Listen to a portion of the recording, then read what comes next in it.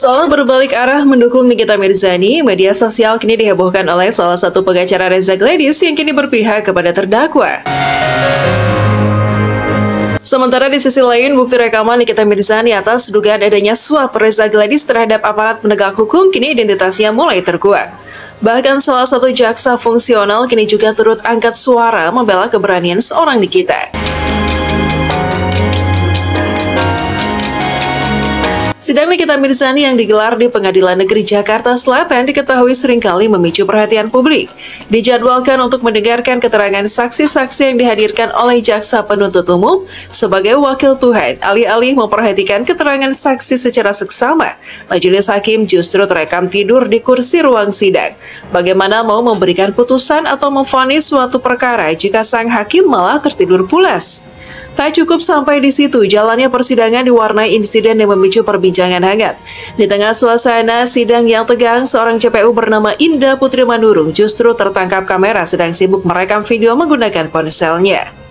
Tindakan itu sontak menuai kritik tajam dari warganet, terlebih para ahli hukum dan aparat penegak hukum lainnya.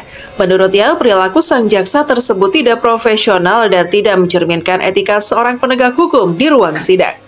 Prinsip dalam peradilan, hakim punya fungsi, punya tugas yang sangat mulia, harus jujur, adil, dan independen. Dia netral. Maka ada istilah hakim itu wakil Tuhan. Nah itu harus dipegang. Jadi hakim, kemarin saya lihat kan ada yang tidur tuh. Hakim kok tidur itu piye terus mau mutus piye ya. Nah itu nggak boleh tuh. Hakim nggak boleh jagongan kayak anak-anak embongan, nggak boleh. Hakim harus betul-betul mendengarkan dan melihat keterangan saksi, keterangan tersangka atau keterangan terdakwa, keterangan penuntut, dalam hal ini jaksa. Lalu kemudian jaksa harus profesional karena dia yang menuntut kan, dia yang menuntut terdakwa. Jadi nggak boleh dikurangi, nggak boleh ditambahi. Itu tugasnya jaksa. Siapkan bukti-bukti yang cukup, bukan bahasanya mengkriminalisasi, nggak boleh. Ya, bukan berarti saya menuduh jaksa kriminalisasi, bukan. Jadi yang namanya jaksa harus profesional, harus berdasarkan bukti dan saksi. Udah itu aja sih. Tapi hakim nanti dalam memutuskan harus berdasarkan keadilan, harus berdasarkan kejujuran, harus berdasarkan saksi dan alat bukti tadi. Itu akan melakukan pembelaan semaksimal mungkin. Jaksa sebagai yang mewakili pelapor tentu akan bersikap bagaimana dengan BAP yang ada ini, dia akan memperjuangkan itu agar supaya didengarkan oleh hakim dan keputusannya nanti sesuai dengan harapan kejaksaan. Nah, saya kira semua ada SOP-nya, ada aturannya. Selain itu, adanya bukti rekaman yang sampai saat ini oleh hakim belum juga diputar di ruang persidangan. Hal ini juga menjadi sorotan serius dari berbagai kalangan aparat penegak hukum. Bahkan sikap hakim yang tidak memberikan ruang kepada terdakwa Nikita Mirzani untuk memutar bukti rekaman tersebut tentu menimbulkan rasa kecurigaan mendalam di muka publik. Faktanya, sekilas isi dari rekaman tersebut sebelumnya sempat diputar dan ternyata benar jika di dalamnya mengandung percakapan adanya suap dari pihak keluarga Reza Gladys terhadap aparat penegak hukum. Bahkan dalam hal ini, pemilik akun Miss Gosip yang seringkali koar-koar ada di kubu Reza Gladys keceplosan mengakui jika rekaman tersebut adalah keluarga pelapor, yaitu Ibu Dewi, istri dari kakak Dr. Mufid, suami Reza Gladys. Pernyataan Miss Gosip ini pun seketika menyita perhatian publik dan ramai jadi sorotan warganet. Karena kecerobohan Miss Gosip tersebut, salah satu komplotannya lantas memberikan peringatan kepada Miss Gosip agar jangan terlalu ceroboh dan frontal menjawab lewat video TikToknya. Semua itu ternyata menunggu perintah Fitri Salhuteru yang merupakan sutradara di balik kasus yang menjerat Nikita Mirzani melalui Reza Gladys. Iya, tentang rekaman suara yang ada di dalam flash disknya Nikita Mirzani tersebut. Dan itu bukanlah suaranya Ibu HS, melainkan itu suaranya Ibu Dewi. Wadidaw. Dan siapakah siapa Ibu Dewi tersebut? Ibu Dewi tersebut bukanlah kakak kandungnya Dr. Mufid ya, melainkan itu mungkin ada hubungan keluarga, tetapi bukan kakak kandung sayang. Nah faktanya di mana Miss Gosip tahu bahwasanya itu suaranya Ibu Dewi? Iya, karena Miss Gosip di persidangan itu berbicara sangat intens dengan Bu Dewi ya. Di penjelasan saya sebelumnya, yang saya sangat sorotin sekarang di kasus Nikita Mirzani fisik ini yang tertahan adalah di balik teralis besi penjara tidak membuat mental Nikita. Bukti plastis yang dia mau serahkan ke majelis hakim itu, dan udah 2 kali diserahkan, tapi majelis hakim terkesan tidak mau menerima dan tidak mau memutar.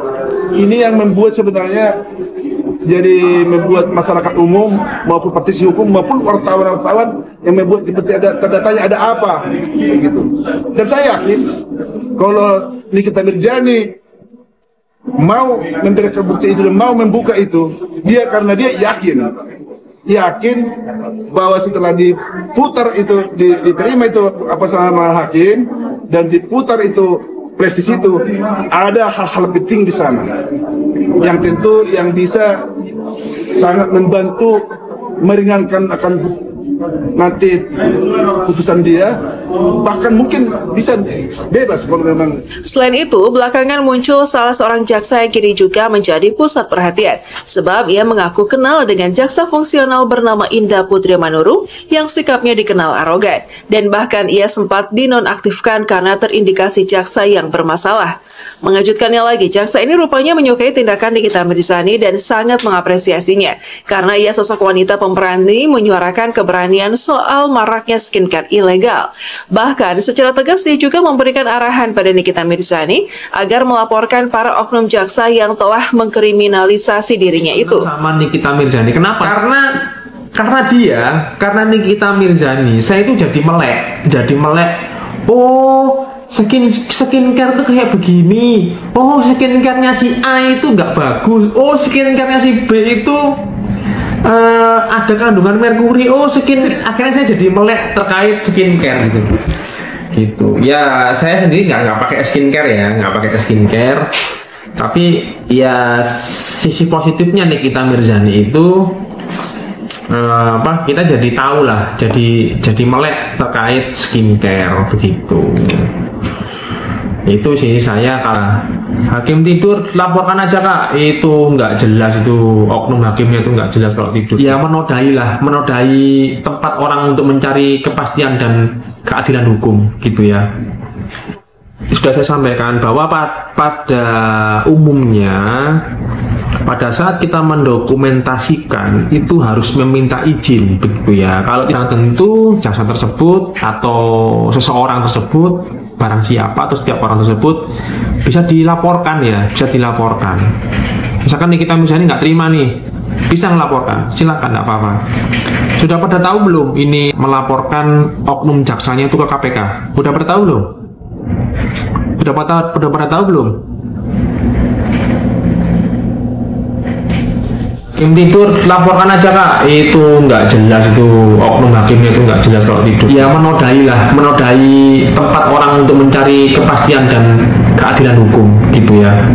Tak hanya itu saja, kini salah satu pengacara Reza Gladys justru berbalik arah memberikan support kepada terdakwa Nikita Mirzani. Seolah-olah memberikan pembelaan terhadap Reza Gladys, pengacara ini mendorong Nikita agar tetap semangat dan membuka fakta yang sebenarnya. Hal ini disampaikan oleh pengacara bernama Julianus Sembiring saat jadi bintang tamu di Pagi-Pagi Ambiar baru-baru ini. Pengacara Dr. Reza Gladys ada Bang Sembiring. Saya berpesan kepada terdakwa Nikita Mirzani buka fakta persidangan yang sebenarnya. Karena saya yakin dan percaya dia bukan orang yang paling bertanggung jawab utama terhadap peristiwa pidana ini. Emang siapa yang bertanggung jawab? Dia yang sendiri yang tahu.